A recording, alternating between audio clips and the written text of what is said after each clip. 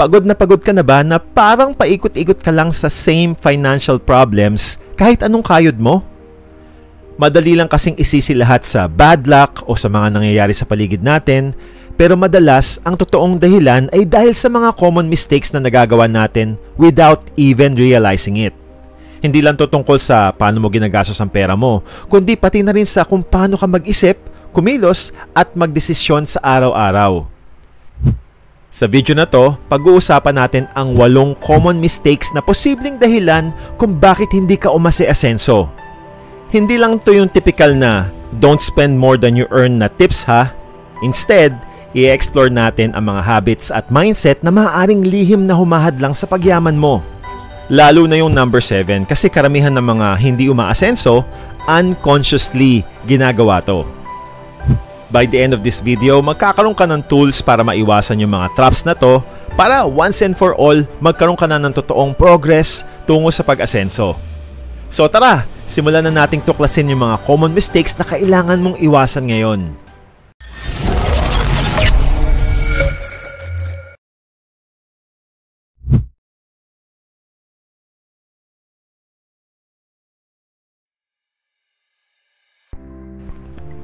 Naranasan mo na bang bumili ng isang bagay just because it feels good at the moment? Like bagong gadget, a fancy jacket, kahit madalas namang mainit dito sa Pilipinas. O mamahaling bag na hindi mo naman talaga kailangan. Ito yung tinatawag nating instant gratification.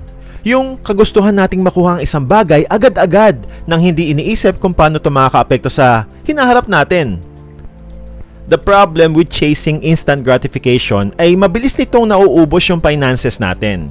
Kapag gumastos ka sa mga bagay na nagbibigay lang ng pansamantalang saya, madalas mong nakakalimutan yung mas malalaking goals mo tulad ng pag-iipon para sa bahay, pag-pay off sa mga utang, o pagbuo ng emergency fund. Alam ko, iniisip natin, hindi naman kalakihan ng majority ng mga expenses na to, pero over time, they add up at magresulta sa cycle ng living from paycheck to paycheck. Pero hindi lang pera ang usapan dito ha. Chasing instant gratification can also keep you from developing good habits.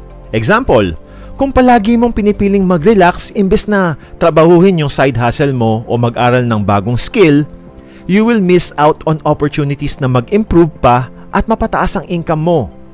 So paano mo maiiwasan ang trap ng instant gratification?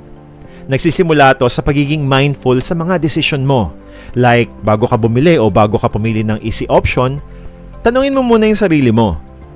Is this helping me reach my long-term goals? O naghahanap lang ako ng mabilisang solusyon? Practice delay gratification o yung pag-aantay sa mga bagay na talagang mahalaga.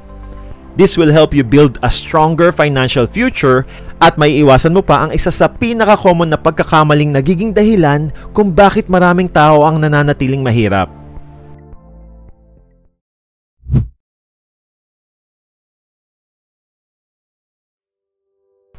Nakaka-tempt naman talagang hanapin yung mga shortcuts sa buhay.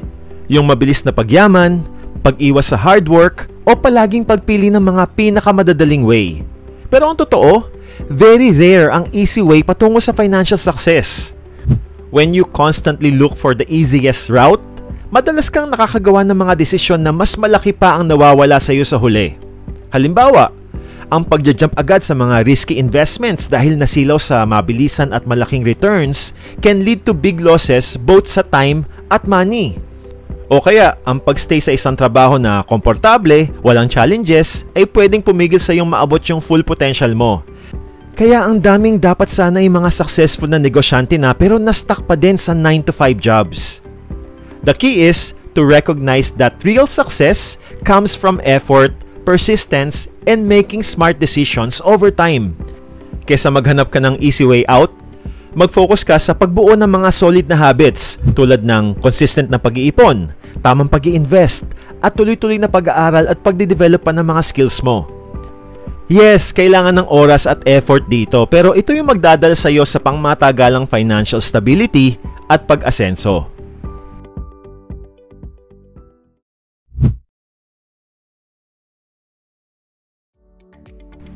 Mahirap manatiling focused sa mga goals mo, lalo na't ang daming distractions na umaagaw ng atensyon natin ngayon.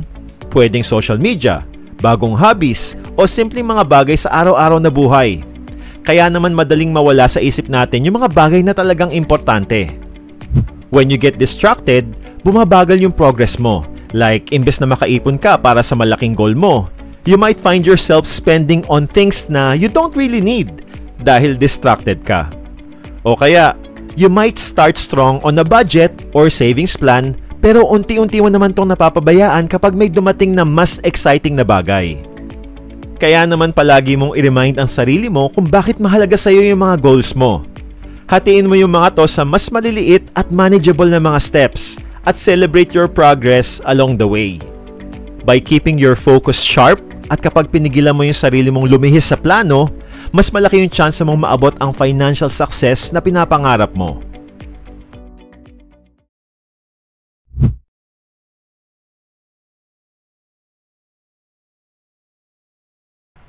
Maraming tao ang umiiwas sa mga mahihirap na financial decisions o sa mga hindi komportabling usapan tungkol sa pera.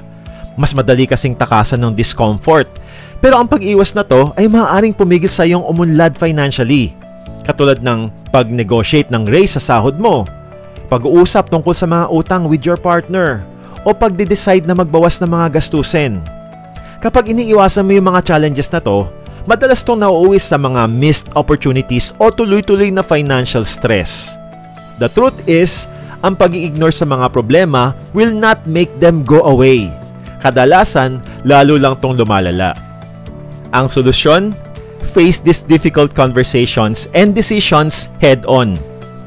Ang pagiging proactive at honest sa sarili mo man o sa iba can lead to better financial outcomes and less stress in the long run. Lagi mong tandaan na pansamantala lang yung discomfort, but the benefits of making smart, tough choices can last a lifetime.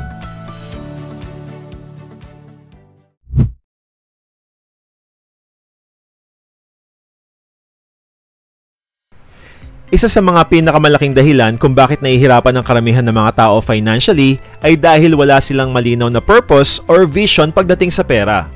Parang nagdadrive ka nang hindi mo alam kung saan yung pupuntahan mo. Natural maliligaw ka, masasayang yung oras, energy at pera mo. Think about it like this. Kung hindi mo alam kung ano yung gusto mo ma-achieve, madali ka madidistract sa kung ano-anong bagay. Kunyari, wala kang klarong savings goal.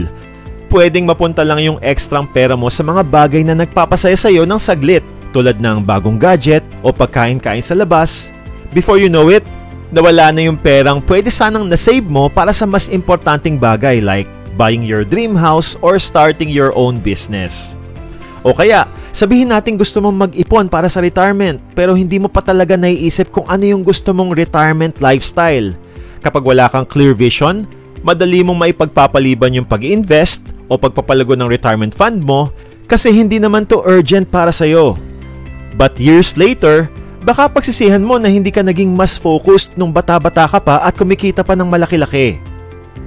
Ang pagkakaroon ng malinaw na purpose or vision ay magbibigay sa iyo ng direksyon.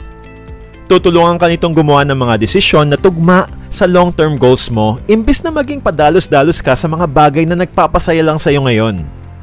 Halimbawa, kung may goal ka na mabayaran lahat ng utang mo sa loob ng 3 taon, malamang mas pipiliin mong hindi mo na mag-travel o hindi ka muna magpapadala sa mga impulsive buying dahil alam mo kung saan dapat mapunta yung pera mo.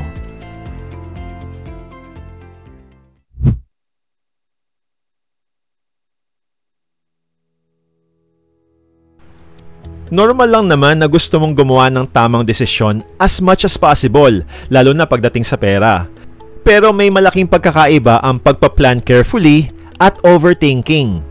Kapag na-stuck ka sa walang katapusang pagre-research, pagka-compare ng options, at sa mga paano kung na tanong, you end up stuck and unable to make decision. Ito yung tinatawag na analysis paralysis. Ang problema sa sobrang pag-a-analyze ay it stops you from moving forward.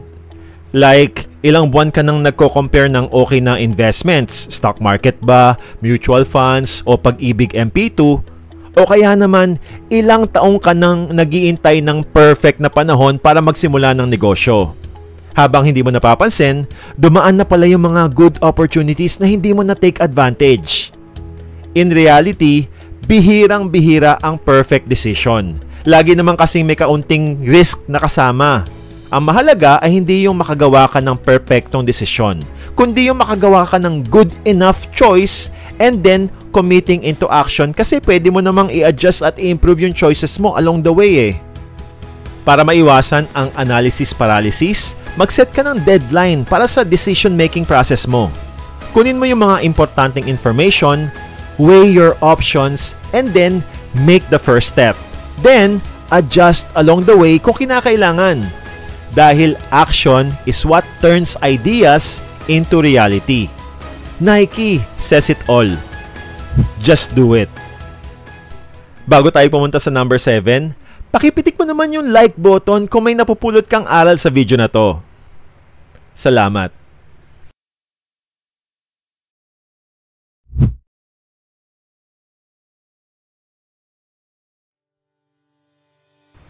Ang fear of failure can be a strong force na pipigil sa iyong maabot ang iyong full potential. Madali naman talaga kasing mag-settle na lang for less, katulad ng pagtsatsaga na lang sa trabaho, ina-accept ang maliit na sahod kahit pa alam mong you deserve to be paid more. Ganun pa man, mas pinipili mo to kaysa mag-venture sa bagong opportunities kasi parang masyadong risky. This fear keeps you in your comfort zone, pero pinipigilan ka din itong mag-grow. When you settle for less, yes, pwede mo ma-feel na safe ka. For now. Pero ang totoo, pinipigilan mo yung future success mo. You miss out on chances to earn more, learn new high-income potential skills, and reach your bigger financial goals. Over time, pwede itong humantong sa pagsisisi, yung feeling na hindi mo naabot yung full potential mo dahil alam mong maigagaling ka pa The truth is, failure is a natural part of growing. Lahat ng super successful na taong kilala ko nakaranas ng setbacks. But what makes them different is yung willingness nila to take risks and learn from their mistakes. Imbes na hayaan mo makontrol ng fear yung mga decisions mo, isipin mo na it's a sign that you're pushing yourself to be better at towards a better future. Para ma-overcome mo ang fear of failure, mag-set ka ng mga small goals na magcha-challenge sa'yo just enough for you to still do it despite the fear. Kasi bawat beses na makakalabas ka ng comfort zone mo, tumataas ang confidence mo. Keep in mind na lahat ng gusto mong ma-achieve sa buhay are all outside your comfort zone. Lahat ay nasa courage zone mo.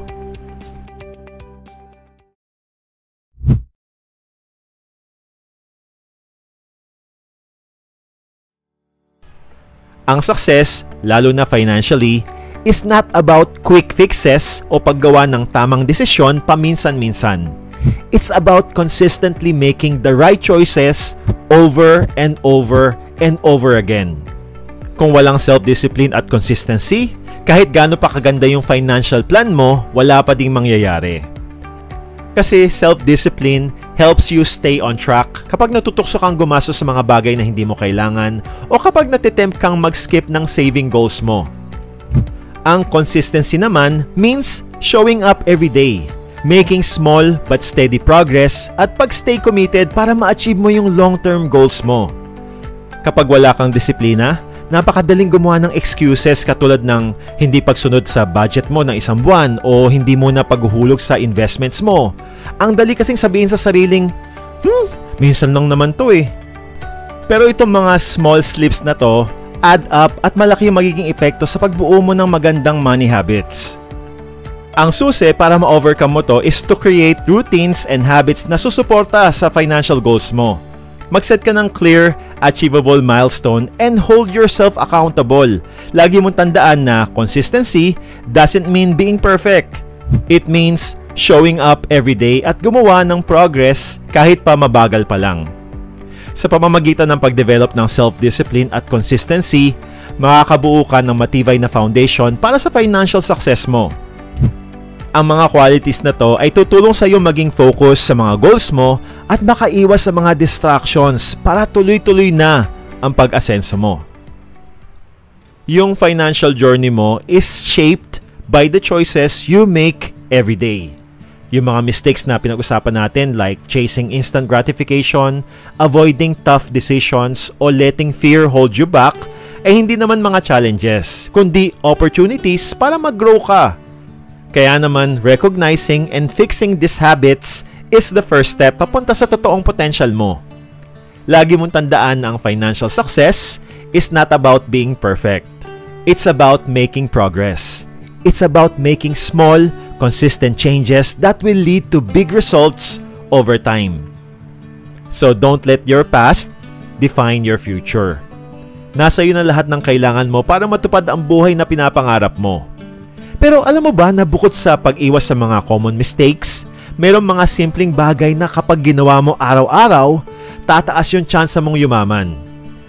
Alamin mo naman yon sa video na to. Maraming salamat sa panonood. Peace out!